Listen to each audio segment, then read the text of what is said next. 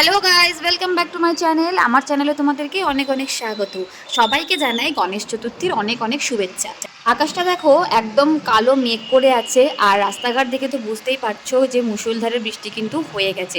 তাও আমরা বেরিয়ে পড়েছি হচ্ছে আজকে ঠাকুর দেখতে।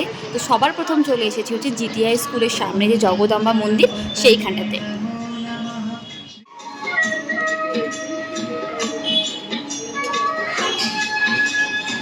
বর্তমান পরিস্থিতি নিয়ে তো আমরা সবাই অবগত, তাই নতুন করে বলার কিছু নেই। এই প্রতিবাদ চলছে, চলবে। আরজি করের বিচার কিন্তু আমরা সবাই চাই। আর এখানেও কিন্তু দেখো লিখেছে যে আমাদেরও একই স্বর, জাস্টিস ফর আরজি কর। এই মর্মান্তিক ঘটনা কিন্তু সারা রাজ্য কি সারা দেশকে নাড়িয়ে দিয়েছে।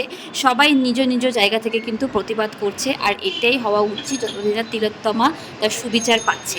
আর এই ঠাকুরটা কিন্তু দেখো খুব সুন্দর করেছে রাস্তার ওপরেই, অজন্তা রেস্টুরেন্টের সামনে। আজকে কিন্তু মেনলি তোমাদেরকে দেখাবো যে আমাদের বহরমপুরে সব থেকে বড় বড় গণেশ পুজোগুলো কোথায় হয়। এখন চলে এসেছি হচ্ছে শ্রীলেদার্সের সামনে, রাস্তার ওপরে যে বড় করে পুজোটা হয় সেখানে। আগের বছরের তুলনায় এবছর কিন্তু এই ঠাকুরটা একটু ছোট করেছে, কিন্তু তাহলেও ঠাকুরের মুখটা একবার দেখো কি মানে মায়াযুক্ত, আর বিশেষ করে চোখটা চোখটা কিন্তু খুব সুন্দর। রাস্তায় যেতে যেতে এই ঠাকুরটা কিন্তু চোখে পড়লো। আগে কিন্তু কখনো আমি জানতাম না যেখানে পুজো হয়। লোকেশন হচ্ছে পুরনো হসপিটালের পেছনে। তাই কেউ যদি জেনে থাকো যে এবছর নতুন হচ্ছে না আগেও হয়েছে, তাহলে কিন্তু কমেন্ট করে অবশ্যই আমাকে জানিও। আর ঠাকুরটা কিন্তু খুব সুন্দর, এখানে গণেশজি বসে রয়েছে আর হাতে ইয়া বড় একটা লাড্ডু। তারপর সোজা চলে এসেছি হচ্ছে গোড়াবাজার নিমতলা মোড়ে যে পুজোটা হয় সেখানে। এই ঠাকুরটা আমার সব থেকে ফেভারিট ঠাকুর, কারণ এখানে ছোট্টবেলার গণেশ ঠাকুরকে কিন্তু দেখানো হয়।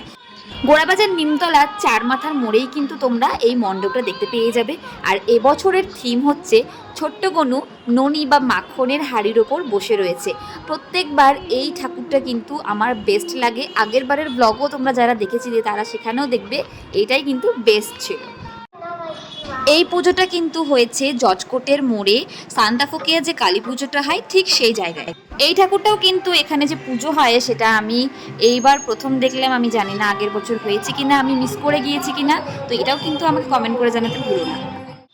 আর চলে এসেছি হচ্ছে সব থেকে বড় যে পুজোটা হয় সেখানে, মানে প্রাঙ্গণ মার্কেটের সামনে। এখানে অনেকটা জায়গা জুড়ে বেশ সুন্দর সাজিয়ে কিন্তু প্রত্যেক বছর পুজো হয়। ভেতরটা দেখো জাস্ট অসাধারণ। প্রত্যেক বছর কিন্তু এই ভেতরটা খুব সুন্দর লাগে দেখতে, এত সুন্দর লাইট, এত সুন্দর ডেকোরেশন।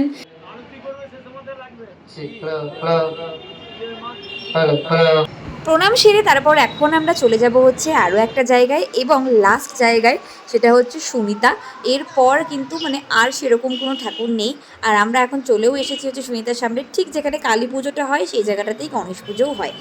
আর এখানে এসে দেখছি ঠাকুরমশাই সবাইকে শান্তির জল দিচ্ছে, তাই আমরাও নিয়ে নিলাম। তার কারণ জীবনের শান্তিটাই হচ্ছে আসল প্রায়োরিটি। আজকে যতগুলো ঠাকুর দেখলাম বা তোমাদেরকে দেখালাম, প্রত্যেকটা ঠাকুরই অসাধারণ। এক একটা ঠাকুরের এক এক রকম সাজ। এটাও কিন্তু খুব সুন্দর, পিঙ্ক কালারের একটা ড্রেস পরানো, বেশ ভালো লাগছে। মত করো মত করো, খেতে এসছে বলে কি আনন্দ, বাবা রে বাবা। ঠাকুর দেখতে বেরোবো আর পেট পুজো করবো না, তা কি কখনো হয়? তাই এখন আমরা নিয়ে নিয়েছি এখানে chicken cheese pan fried momo, আর চিকেন মোটি মোটি না মতি মতি কি একটা নাম সেইটা। তো চিকেন চিজ প্যান ফ্রাইড মোমোটা জাস্ট অসাধারণ খেতে। যারা যারা এখনও আইকনিকের এই ডিশটা ট্রাই করোনি, মাস্ট ট্রাই করো। আর এই জিনিসটা কিন্তু অবশ্যই ট্রাই করো না, একদম থার্ড ক্লাস খেতে। ভিডিওটা ভালো লাগলে লাইক শেয়ার সাবস্ক্রাইব করতে কিন্তু একদম ভুলো না। দেখা হবে পরের একটা ভিডিওতে, ততদিন ভালো থেকো, বাই বাই।